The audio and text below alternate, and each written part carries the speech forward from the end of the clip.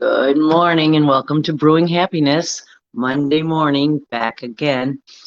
Now, after vacation on Friday, it's kind of nice to get back to real life. Not quite there. Still have someone in my guest room till tomorrow, so not 100% back to normal. But here I am, and I am so dedicated to this show, and yet, even so, I find myself but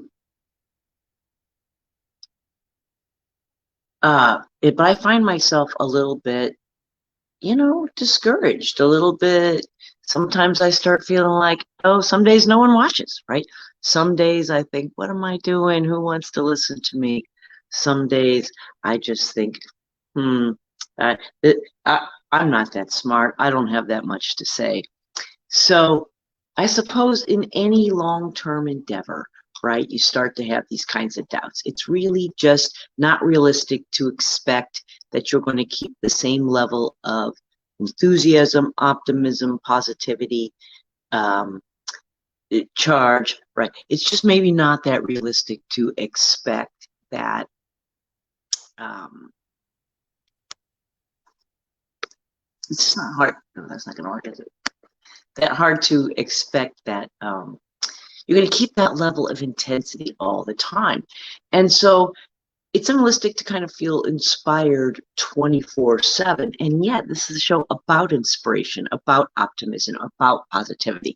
And so I guess my job, the way to work this is to take the things I talk about here and put them into practice, right? To use the things we talk about staying happy, getting happy, being happy, and utilize them in my daily life. Good morning, Joanna and Debbie. And the truth is, I do use these things in my daily life. When I talk about ideas or things that are ways to be happier, these are things in most cases that I do have done and working on doing. Or at least I'm learning about them along with you, but I try to be honest when that's true as well. So here we are. One of the things, when you get to find this place, right, where you get to the point where you need some self-motivation or inspiration, this is the time to go to the tools in the toolkit, right? Easy to be happy when you feel great, but when you're feeling a little need for inspiration, this is the time to pull out the tools. One of the things I pull out a regular place. One of the things I do on a regular basis is I try to mirror my best Stuart Smalley. I'm good enough, I'm smart enough, and gosh darn it, people like me. And we all laughed at Stuart on Saturday Night Live, but the truth is he was onto something. Daily affirmations are absolutely one of the best ways to raise your natural everyday mood and positivity. And now a daily affirmation, you know what these are, right? I'm good enough, I'm smart enough, and gosh darn it, people like me. They're statements that challenge our negative beliefs about ourselves, right? They're statements that state our aspirations in a positive, doable framework. And they can be long, they can be short, simple, complex, as specific as we need them to be. But affirmations help shift our consciousness away from our perceived failures and shortcomings, right? And focus on our strengths and our positive qualities. And these are the positive qualities that we already have or those that we're working to achieve. When we're doing affirmations, we're reminding ourselves that we're working on being a better person, and that's confidence building all by itself. We respect ourselves. We're proud of ourselves because we are putting into play an action or an activity that's going to move us forward, keep us positive, and get us those places we want to go. And the reminder of that effort in the form of affirmations is fantastic reinforcement that we're giving ourselves on a regular basis. Now, Is it just woo-woo, right? Is it just, oh, positive thinking, yay, I'll think positive and I'll be positive? Well, a little bit, but there's science behind it. Science says that neuroplasticity. Now, so for our planes, neuroplasticity is the ability to adapt and change. It is literally the ability to form new neural pathways, and make change or start something new. And the less plasticity you have, the harder it is to forge, right, that new neural pathway. And this ability to adapt is the key to why affirmations work. Now, the truth is, our brains have trouble distinguishing between our very rich mental imaging world and reality. I know. To the subconscious, what we tell ourselves and what is really happening, it's kind of all the same stuff. So the good news is, when you create this mental image of yourself accomplishing something, being something, doing something, it activates that part of the brain that having that actual experience would activate, it would feel, right? Your brain is activated the same way when you're imagining something happening, the same as if it were really happening.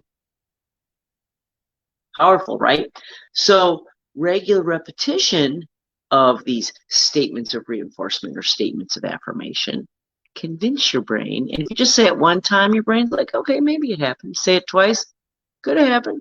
Say it over and over and every day, brain's like, boy, this is true.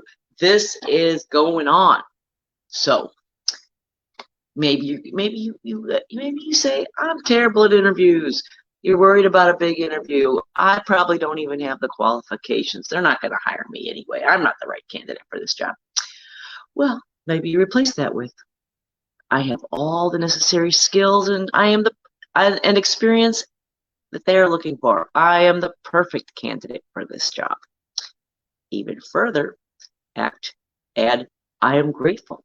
I am grateful and thankful for finding exactly the right job for me, right? And then one step further, feel that great gratitude. Feel the excitement of getting the new job. Imagine and bring to the surface the feelings that are going to happen when this event happens with you. Now you've infused it. Now you're repeating it, and now your brain is accepting it as this is the reality I need to get busy making happen. And we would do it. The thing about affirmations is, I always like to talk about seeing the positive outcome when we worry, right? But this is even more powerful because now we're doing it proactively. We're doing it when our brain's in maybe a really great fresh state, when we're open and receptive, not already a little resistant because we're in a hole, in a deficit we got to get out of. We're starting from a clean slate, from ground zero, from maybe above ground, because we believe. And so this positive affirmation in a proactive format, again, is just convincing your brain it needs to get busy and bring this thing that it is sure is happening to fruition. Now, there is even MRI evidence that shows that neural pathways are changed and enhanced when people practice self-affirmations. The ventromedial prefrontal, we want to know where in our brain it's happening. It's the ventromedial prefrontal cortex. This is the part of the brain that's involved in positive valuation and self-related information processing. This is the part of the brain that's going to make you or break you, right? It's the part of the brain that decides if you have value, it decides all kinds of. It is in positive valuation. What is good for us, right? Are we doing a good job? Self-evaluation, this part of the brain. And it becomes more active when we consider or think about our personal values, right? So there's this thing called, here's what I found really interesting. There's this thing called self-affirmation theory Okay, so someone has put a lot of thought and effort in studies, and this is all based on um, back with empirical studies, right? This isn't just some theory that Mr. Steele in 1988 made up, but actually put some empirical data behind it. There's 3 elements. It says, number 1, through self-affirmation. This is why affirmations work, right? Number 1, self-affirmation, because we are connected. It leaves us connected to a bigger picture, right? To the collective responsibility. We as a person see ourselves working to be better, working to make we want to be a better person so we can make the world a better place. And that connects us to all the effort that's going on all over. It lets us, it leaves us caring about more than just ourselves, right? And seeing improvement, not just right here, but for the whole world. We see ourselves as more, under this bigger picture, we see ourselves as more than just a daughter or a mother or a poet or the Queen of Happiness, right? It allows us to be open to the idea of being a positive and successful person. Now, secondly, because we do self-affirmations, it lets us leave perfectionism behind, right? Sometimes perfectionism can be absolutely debilitating, as we don't start things, or we don't do things, or we don't put things out there because they're not perfect. So this gives us self-affirmations give us the opportunity to embrace our gifts and acknowledge our shortcomings, right? We appreciate the things we have in the areas that we value. We're looking at it and we're patting ourselves on the back. We're acknowledging these things. And because we're working to be a better person, yes. And because we're working to be a better person, we know that we're flexible, moral, able to adapt. So we're a little bit better able to accept those shortcomings of, well, I'm not always on time, or sometimes I speak unkindly.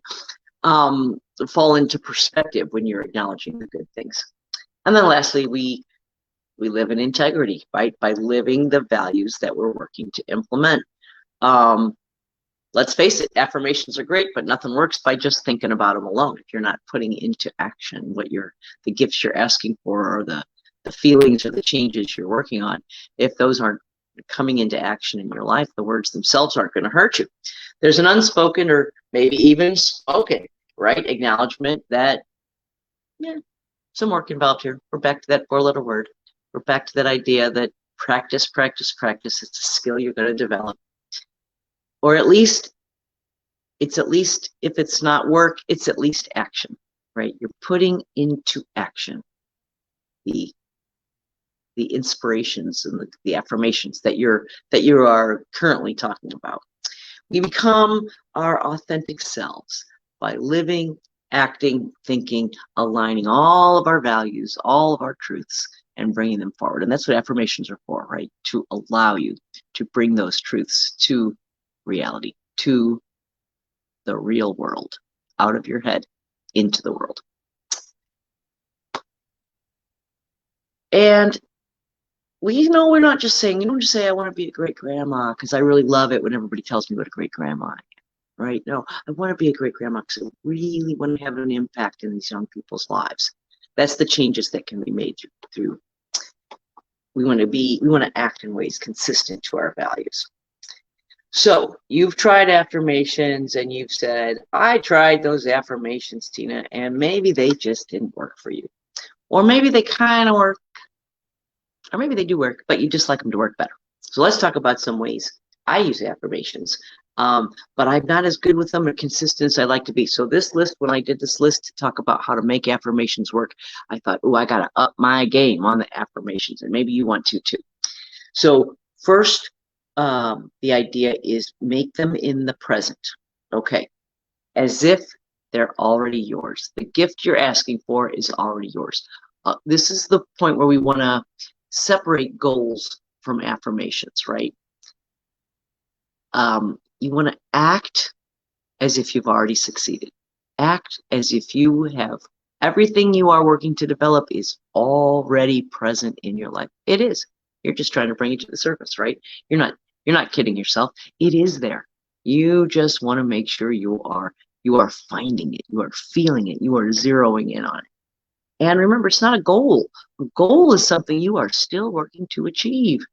An affirmation is reminding you of what you can do right now. And then be specific. A lot of affirmations out there. You can go out on the internet and type in positive affirmations and you'll get 55 affirmations, 125 great affirmations, 32 perfect affirmations for you. But it's okay to use them. I'm not saying don't use those lists. I'm just saying tailor them a little bit.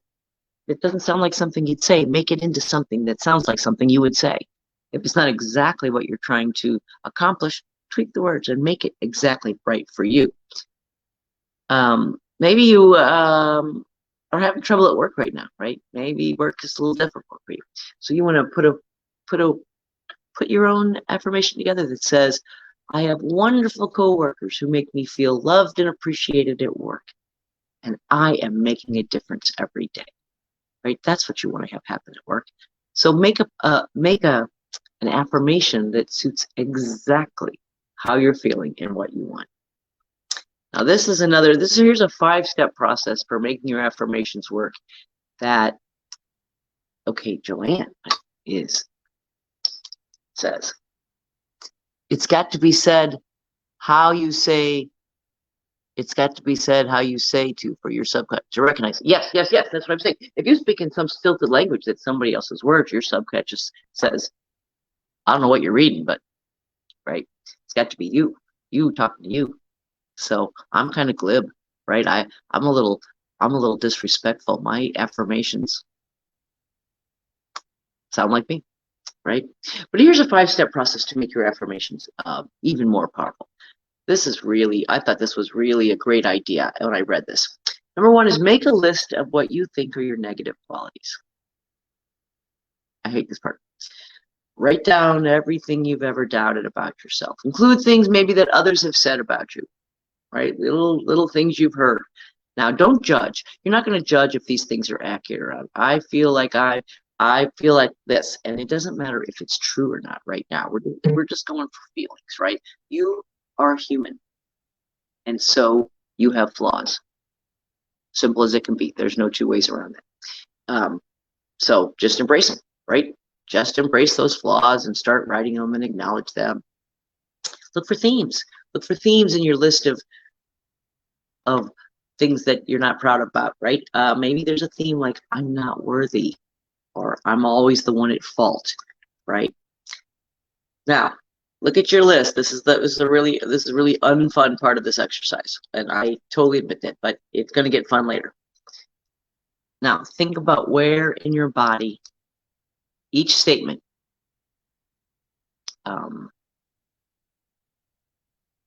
I'll just use one of mine, for instance. I can be self-absorbed and forget to notice what's going on with the people around me.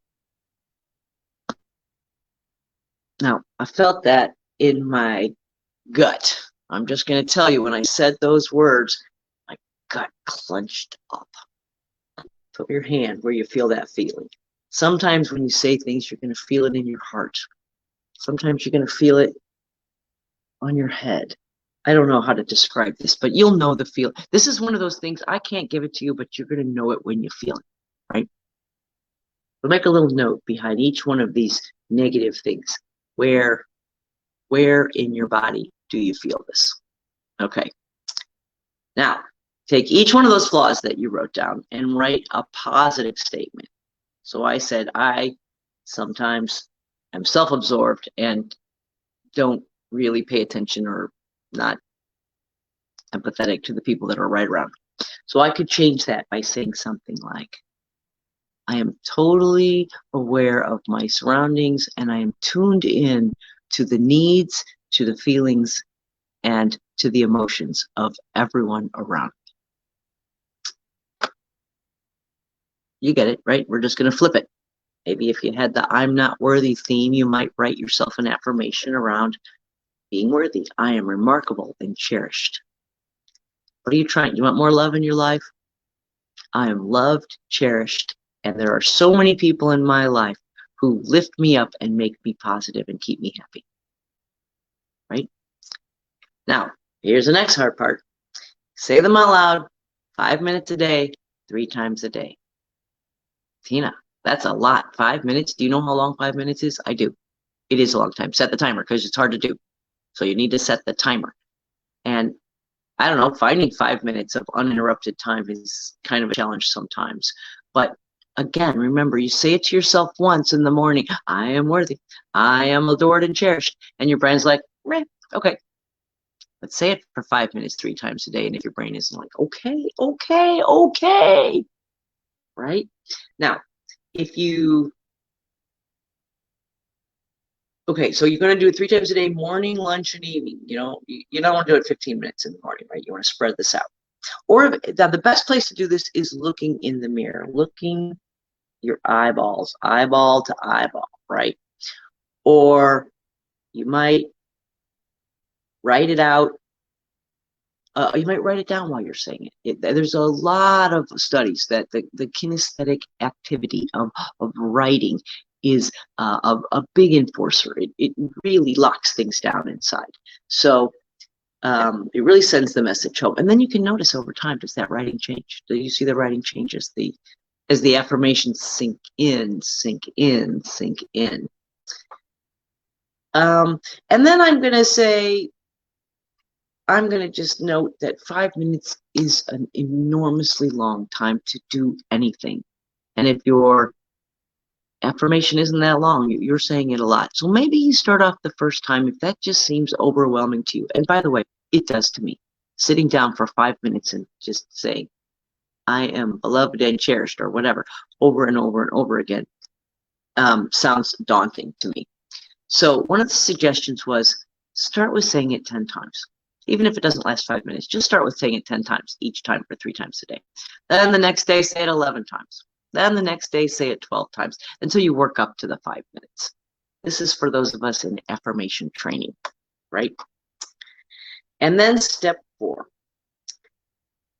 anchor the affirmation in your body by placing your hand in the area that you identified as uncomfortable when you wrote down the negative statement. So I said, I am sometimes self-absorbed and I'm not aware of the feelings of the people around me. Gut.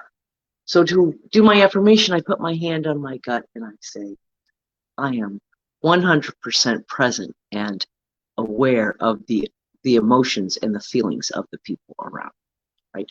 You can't see me. I got my hand on my stomach. But you're going to touch that area and you're going to anchor that affirmation physically to your body. All right. The other part of this is breathe into the affirmation as you're saying it or writing it, right? Breathe in the affirmation, blow out, release out any negative feelings that you have around it. Breathe it in. Make it a part of your being, right? These aren't just words. The secret here is we're not just talking about words. We use words because that's the language that's available to us, right?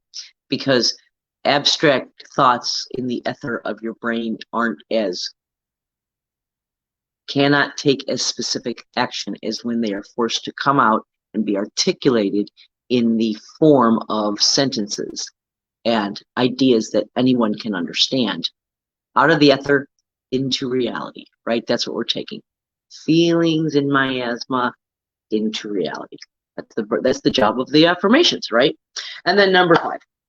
Number 5 step is have a close friend or someone you really trust read these affirmations to you. As they're reading them to you, visualize this as good mothering or good fathering messages. Feed the little child in your heart. Parent the little child living in your heart through these messages and let the little child know these are parenting messages. These are loving, growing, helping you develop messages for that little tiny child that's down inside of each of us. I don't want to cry. I'm trying hard not to cry. Now, if you don't have someone to do this, right? Maybe that just sounds like that's too much personal to share with anyone, or you don't really have anyone you're comfortable sharing this part of your inner self with. That's okay. Use the mirror again. Say the words out loud, look into the eyes, and let that reflection in the mirror be your friend, your trusted guide that's going to help you internalize these messages deep into your heart, deep into that little being in there that needs to hear them. And internalize not just the words, but the emotions, right? The emotions that come from being loved and cherished and having whatever the affirmation is about, losing weight, making more money, doesn't matter. Someone cares enough about you to help you, to say these words to you, to believe in you. It's okay if that person is just your higher self. That's all right, right? There's someone there. There's someone there standing with your pack of spirit guides and guardian angels and ancestors and all the tools and resources available to you. It's all right to call on them to help remind you. Now, other than the fact that they work and that they, excuse me a second. My new cup, my new happy cup. Other than the fact that they work and that affirmations actually do help us improve and change, there are other benefits of daily affirmations. Of course, like all the things we talk about, doing daily affirmations can lower your stress level. What do you think about that? Lower stress level. It makes you more resilient, right? It gives you, you're girding yourself with strength every day. So it helps you to navigate through the less than wonderful moments of your day because you've like put on armor. You have had your protein drink. You are strengthening all the muscles you need to get through the day. It helps us respond in less defensive and argumentative ways. If I feel really great about myself and really positive, I don't need to be defensive. I don't need to make myself feel better at someone else's expense, right? That's what being defensive or argumentative is. It makes us more optimistic. We're positive. We're positive that things are working out for us because we are living that in our heads all day, every day, right? And it boosts our self-esteem and promotes self-confidence. And these are the things we're trying to develop. That's what self-affirmations are for, right? So remember, it's a new habit. Be patient with yourself. New habits are hard to learn, and we're not always great at implementing them perfectly the first time. They take, what's that word again? Practice. Practice, practice, practice. Work, work, work. But we are going to have to work on it. It takes time. It takes repetition. It may require some consistency to see results. Again, your brain doesn't know the difference between reality and what you tell it, but you're going to have to tell it more than once, consistently over time for it to begin to believe. And that may take a little bit of time. Be consistent in your routine. Whatever you do, this is the lesson in life that's coming to me right now, consistency in all things. This is the theme word that I keep. In fact, when I looked at my list of shortcomings, that was a big theme for me was no consistency, right? So now I have to practice consistency in order to bring consistency to the rest of my life. So it's a great example. It's a great exercise. It's a great opportunity. What do you want to bring into your life today? What skills, what feelings, what opportunities do you want to see in your life? Well, now you got a process. And as a process engineer, I'm going to tell you all you got to do is follow step 1, step 2, step 3, step 4, step 5. Process is nothing but a set of predetermined steps that you do in order to get a predetermined outcome. And you know the science is behind it. You know it works for other people. And you know it can work for you if you'll do the work for it. I like that. I like that. So that's our show today. It's great to be back. I couldn't be happier about doing Brewing Happiness every day this week, live and in person. All right. Until tomorrow, make it a happy day.